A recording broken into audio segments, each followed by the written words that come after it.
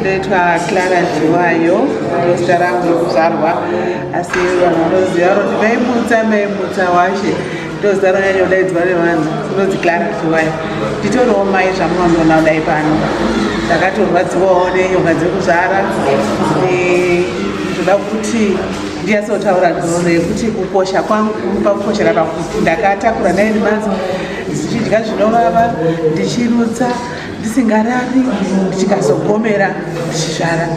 Ndokukosha kwekutotanga ikoko. Ndazvara mwana wacho handisingarari, achimuka achichema achiri baba vari pasaidi, havamuki, havatarisi, havaitisi, vanenge vachitokupa mwana vanogona kutochinja bedroom, votaura kuti munhu hamusi kurarika, ndoda kuenda basa mangwana, wobuda waenda unorara, indomuka pamwe ndobereka mwana ndichizvisvidzira. Kwese ikoko kukosha kwedu, kuziva zvokuti mhuri yadyei mumba ndimai. Ndinenge ndichiona kuti vana vadyei, chero baba vakasiya mari, pamwe vanosiya mari isingakwani, vakasiya mari isingakwani, ndotoziva kuadjasta zvinhu kuti chikafu chivepo patepo. Ndokumwe kukosha kwedu ikoko. Baba vanogona kutotiza kubuda kuendana namarwei, indosara nemhuri, ndichitarisa vana kuziva kuti vana vapfeka here, mahomweki vachibva kuchikoro vana ndini nenge ndichiita zvese, mwana apisa mwiri ndini nenge ndichiita zvese. Baba kungovaudza vanenge vari pandisi kuti baba havana basa, asi kukosha kwamai ndichizvitarisa inini ndinoona ndine ukosha hwakanyanya pamhuri, nekuti kana vana vakaita musikanza vakaita sei, inini changu kuripota kuna baba dzandinenge ndatadza kubhalansisa dzedze, kana kuti tatadza kunzvara nevana kuti mwana yaenderera ndozongodzichisa kuna baba, asi dzizhinji dzinogona kuperera kwatiri. Zvozoya zvevana vasikana vanotonzi vanobuda vachiita zvavanenge vachita mumba, munonzwa vana vachiti kwaizi mai vako vanozviziva, ini zveshe vanenge ndichitozviziva, nekuti kana mwana akabuda akaita mukomana wake anotanga kutaura mai, anosunga kutaura mai, ndinenge ndichitozviziva zveshuwa, uye ndinopa kumudzidzisa nekumuudza kuti mwana wangu zvauri kuita izvi, ini ndori gamba rako pano, nekuti hapana zera rauinaro muupenyu ratisina kupfuura naro.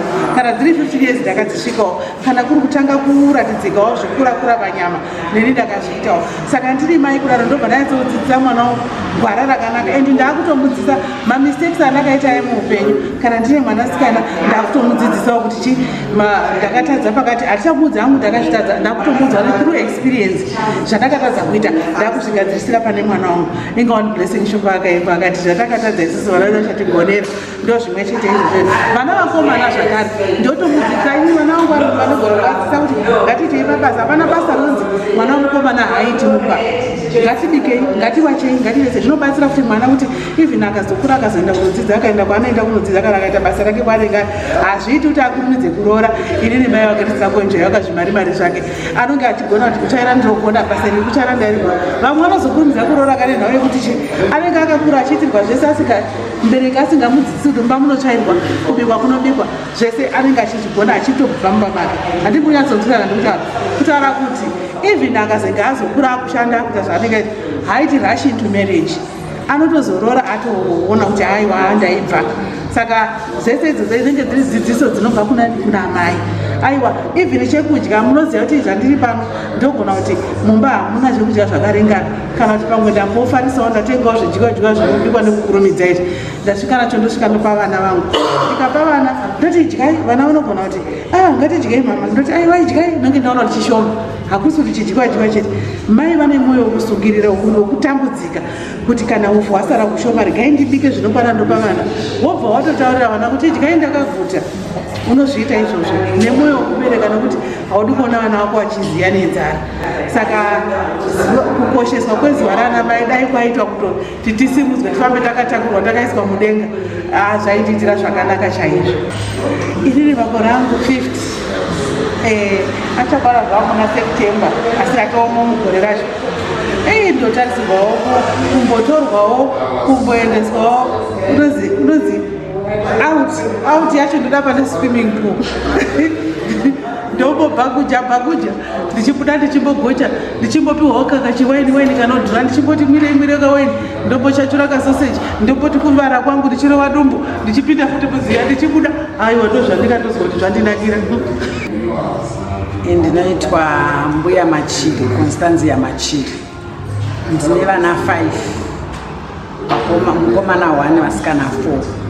Ndine vazukuru 7 nechizukuru chemwana musikana. Saka mai vakakosha, mai mushonga wenzara. Saka vakaita Mother's Day vakagona kuti kune Mother's Day.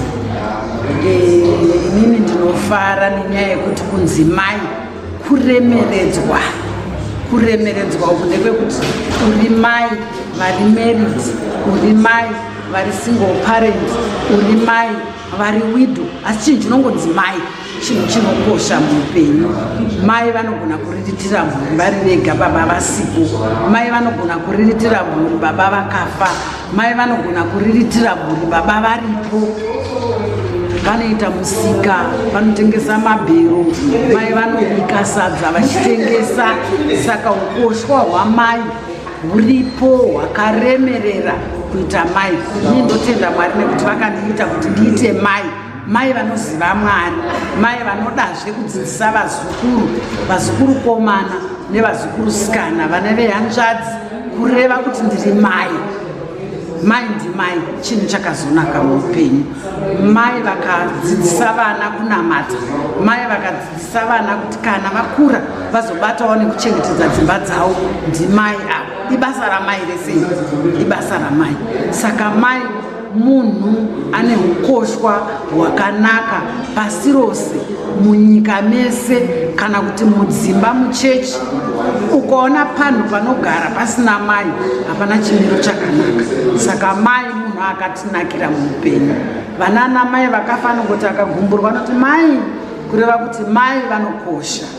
Saka chinhu chese chinoereswa kuburikidza namai. Chinhu chese chakanaka chinokosha kuburikidza namai.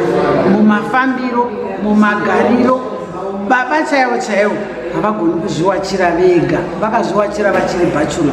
Asi mai vanogona kuwachira baba, mai vanogona kuvikira baba, mai vanodzidzisazve vana kuti kana mapinda mudzimba munofanira kuita vana mai vakanaka, vane unhu hwakanaka, vasingati gumbo mumba gumbo kunze, nenyaya yekuti vanenge vachida kuti ukosheswa hwamai huonekwe, kuti munobikirawo varume venyu, munowachirawo vana venyu, munozviwachira kana vana amwene venyu ndivana mai. Vanoda kuchengetedzwa vachiitirwa zvinhu zvakanaka, kwete kuti unozoti amwene vangu handivadi nekuti ivo varivo vakakuberekera murume, ndimai.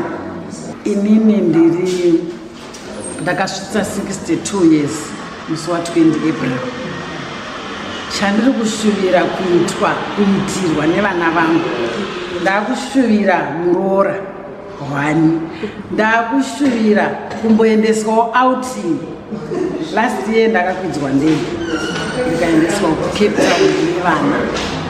Saka izvezvizvi ndikutarisira kuenda kuVic Falls nevana. Saka mai mushonga wenzara, mai mushonga wenzara. Pese ukagumburwa unoti mai, kureva kuti mai vakakosha. Mai vakakosha nekukubara kwavakaita 9 months.